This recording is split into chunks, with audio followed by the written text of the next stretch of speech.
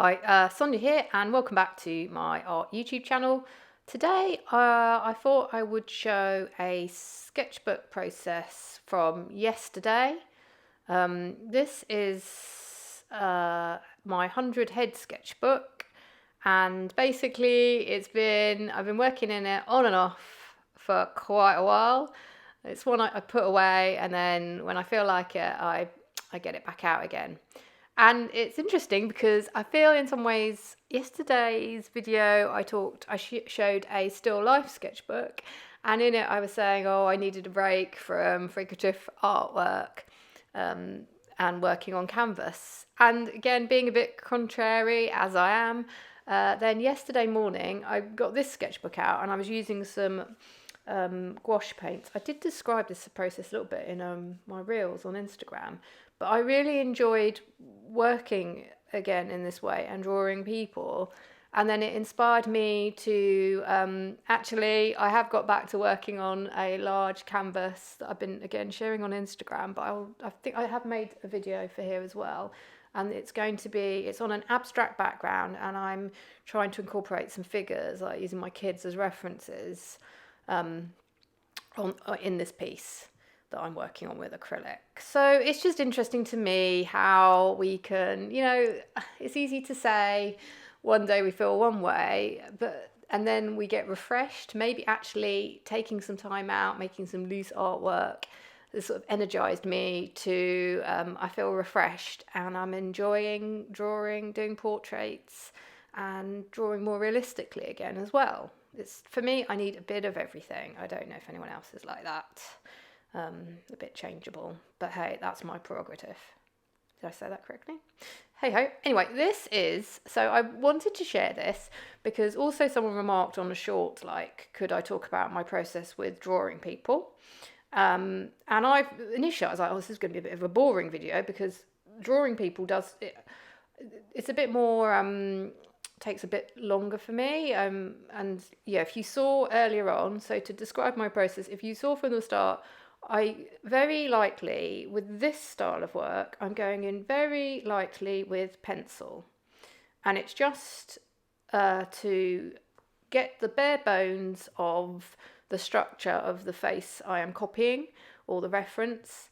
And so you can see I've tried to like zoom in on bits as well. You can see like I've learned now, if I'm going to paint on top, not to do too much work with the pencil, because it's mainly going to get covered up and I'm going to draw on top of it. But it's just for me to get the bare bones of a face, try and approximate where the mouth and the nose and the eyes will go. And something else to say here for people who are starting out, like, I still struggle. The biggest thing for me is, look, when I was a kid, I really liked drawing people. So I'm not going to say I put quite a few years of practice into like figurative art in some ways. So it does get easier with practice, and I've talked about it before. It's easy to also, if you don't practice for a while, I get rusty. It's just one of those. It's like riding a bike, or I don't know, just anything. It just needs a bit of continued sort of engagement with this sort of way of drawing.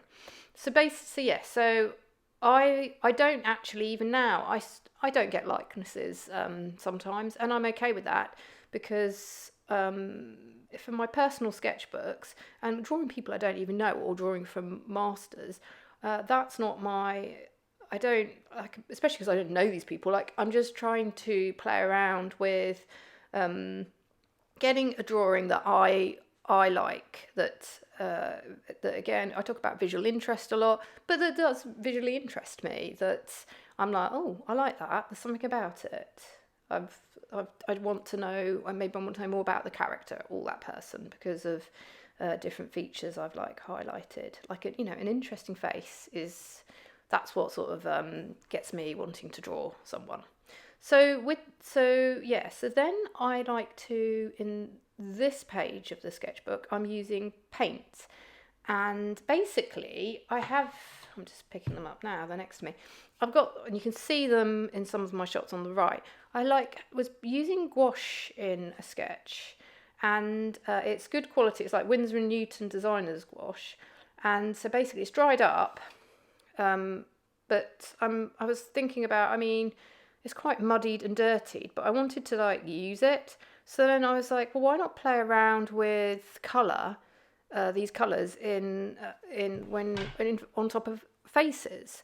So what I'm doing is I'm using a bit of flesh tones, and again, I think flesh tones comes with practice. There's many tutorials, many books on that. But in general, I use, like a lot of people, ochre, a red, a bit of yellow, some white, what else? Sometimes a pinky red. And then it's just sort of approximating, looking at your reference, looking at areas. The thing that's I find working for me with this type of sort of loose painting is looking for areas, almost squinting, so it's like you're blurring the face slightly, and then you're like, oh, that forehead, for example, in this, I should have shown the reference, the book as well, is sort of got sort of a yellowy tone. Let's go in a bit harder with that lime green that I've got left over on my palette, and you can see it in the top right hand that I've been using that. And let's play with the flesh tones, like bringing out contrasts. I'm not trying to copy this master painting exactly. I'm not saying that's a bad exercise. That's also a good exercise, especially if you're wanting to practice your flesh tones. But more here, I am trying to unify this page, because I wanted to use the same palette or the same colours for all three sketches, and I really wanted to play with bringing out that lime green. I've got a bright flame red and a pink, and I wanted to see if I could get that into every portrait, as it were. So I've put the paint on, so I'm going in with a Prismacolor pencil, because they're quite nice and soft, but even then I was finding they're dragging on the wet gouache, to be honest with you, but that's fine.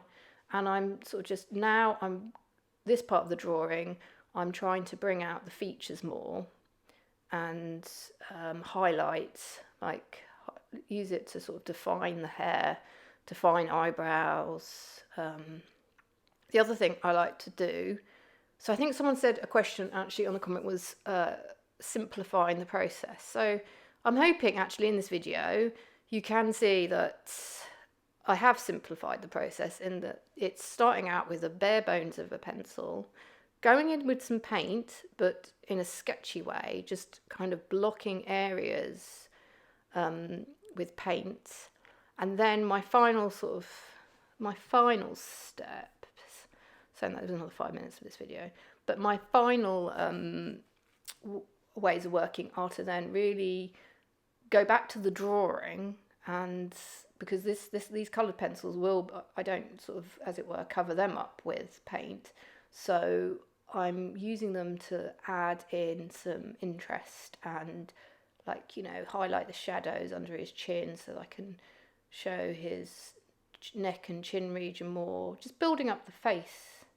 And the fun thing about, what's fun about this is that, because I think I did get a slight likeness to this master's copy, but you can really play about with which features do you want to highlight. So you can make it your own. It's totally about making it your own interpretation as well. So yeah, here I'm going back with the lime. I think it's linden. Is that linden green? And I just felt, why not go heavy with that? What have I got to lose? It's just the sketchbook. So I really actually ended up really liking this spread. It's more of a finished spread for me, and it was just fun to play about with gouache in this way, which is again a different way to how I tend to use it in landscapes. I'm almost using it, I would say, as watercolour in these little sketches, because I'm using it in quite a watered down way. And this paper, it's like it's not watercolour paper, but it's sort of a mixed media paper that it does seem to, the paint, as it were, sort of gets absorbed into the different areas. Yep, eyes are always, can be, I guess, a bit tricky. So it's like what I'm looking for, it's quite fun to highlight if they've got the sort of the eyelid folds in a different colour. I really do like using this sort of bright pink here. I think that's bringing out sort of the under eye, like there was a bit of shadow under his eyes, but I've gone for that sort of, I don't know what sort of that pink is that vivid pink pencil, and then also adding in a darker, like a little bit of background. But because these are sketches, these are not finished pieces by any means, so I sometimes just add segments of background. I don't need to do the whole thing. So yeah, we're coming up. I'm nearly onto like the final stages, and I also zoomed out. And I've edited this a little bit, but this is to show the other thing I like to do is sometimes with colours you don't know how on your brush the colour's going to turn out. So obviously a lot of us use a bit of paper by the side for testing, but I actually like testing it directly into the sketchbook next to the sketch, because that then I feel adds interest to the sketchbook page, and it's almost like maths. When I say show you're working, I actually like doing it, because then when I look back I can kind of see my working, like see how I was mixing colours and what they look like alongside each other, or I don't know, maybe it just helps me. I just kind of like it. It's just a quirk, I guess. And yeah, and then I think this is the final. I mean, you could go, the funny thing with these sort of sketches is like when to stop, isn't it? I'm trying hard. I think, again, maybe through all that loose sketchbook work and abstracts, I'm learning sometimes it's about what you leave out as well as what you put in. I'm playing about with that. So yeah, I don't know if this is a useful sketchbook process video. It's another way of working, and one that I very much enjoy. I feel like this sort of work I can really get sort of focused, and I think it's creative in a way, but it's quite nice for maybe just zoning out and just trying to, we're obviously using a reference and trying to draw heads realistically, and here I am showing it close up. So yeah, thanks as always for watching. Do like and subscribe if this is useful, and I'll see you next time. Bye.